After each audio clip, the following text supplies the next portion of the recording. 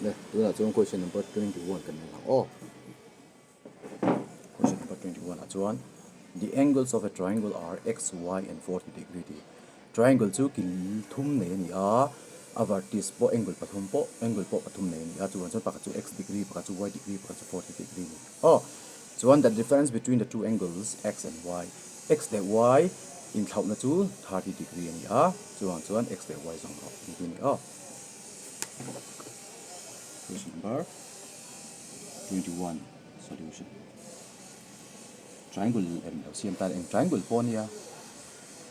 Triangle angle pakhat chu x niya pakhat chu y niya pakhat chu 40 degree di insulin. Triangle kha ABC ni se oh.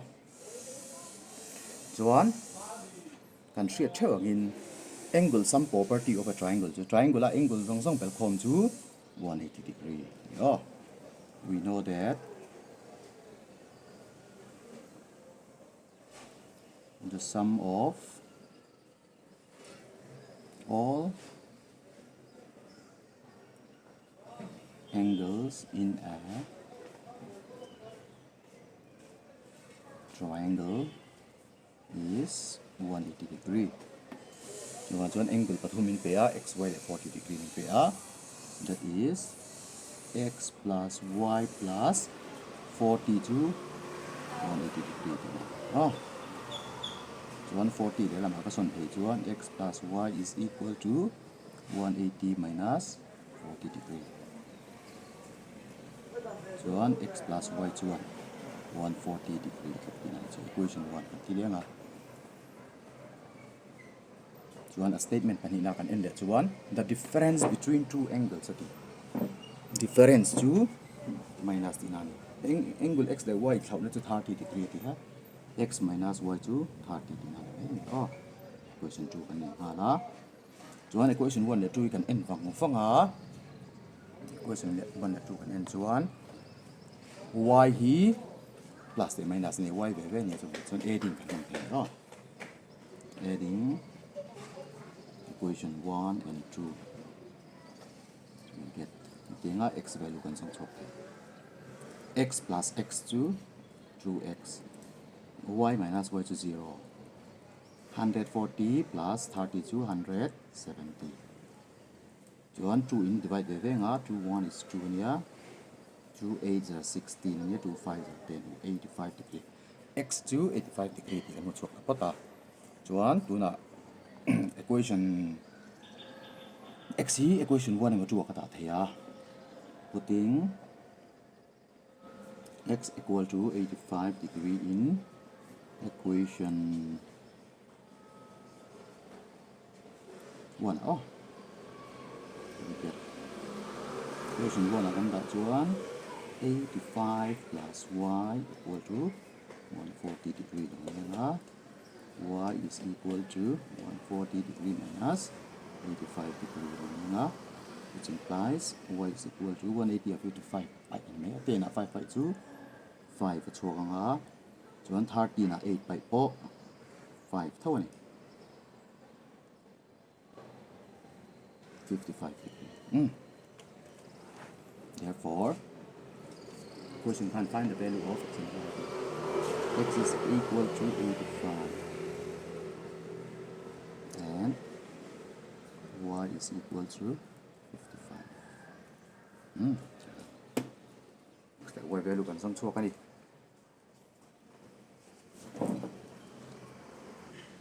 So now chuan question number 22 kan du thanga. Question number 22 chuan ni kan ni ti chuan the cost of 5 oranges and 3 apples is 35 rupees. Oh, serthum le apple serthum panga le apple pathum ka le kan cheng som thum panga ka choya and the cost of 2 oranges and 4 apples is 28 rupees. Serthum pani le apple pali ka le khan cheng som ni pariat ka choi thunga ani chuan find the cost of an orange and apple. The orange serthum man le apple man chu pakhat za nge. Oh, question number 22 solution tinga. Let the cost of an orange and in apple b x and y something no b x and y respectively.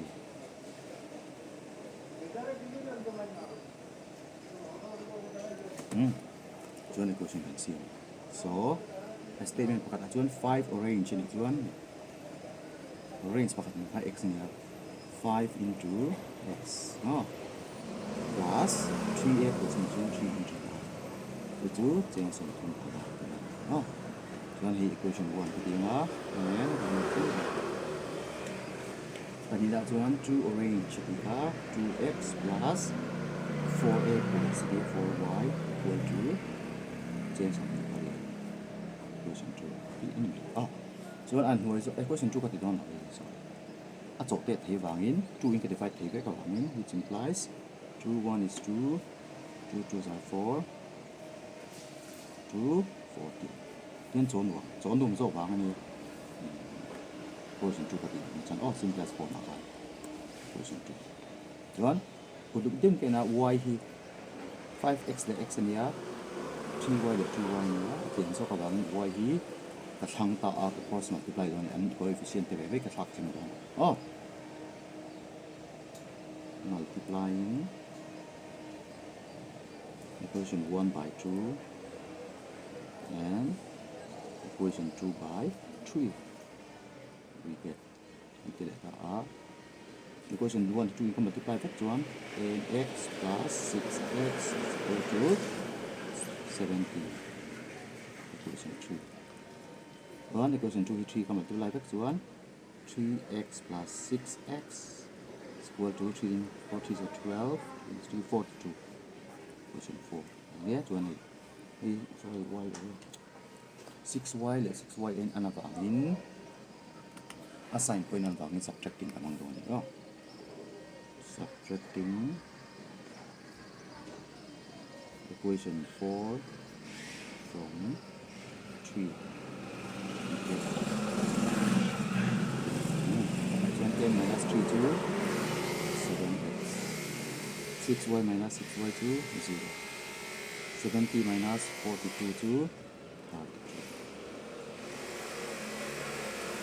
once again cancel over here here go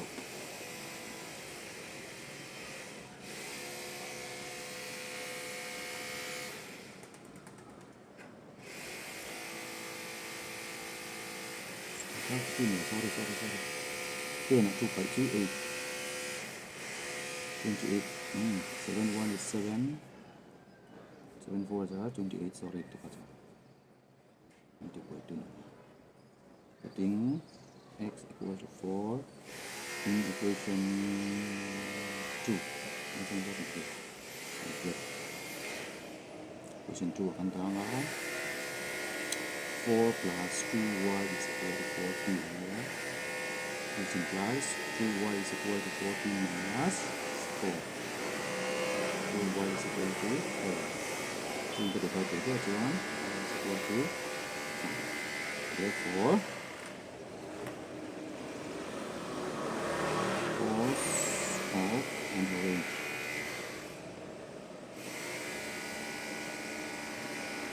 so from pakatan chu chengdu chuan cos of an apple apple pakatan chu chengdu chengdu kan kan so tani 22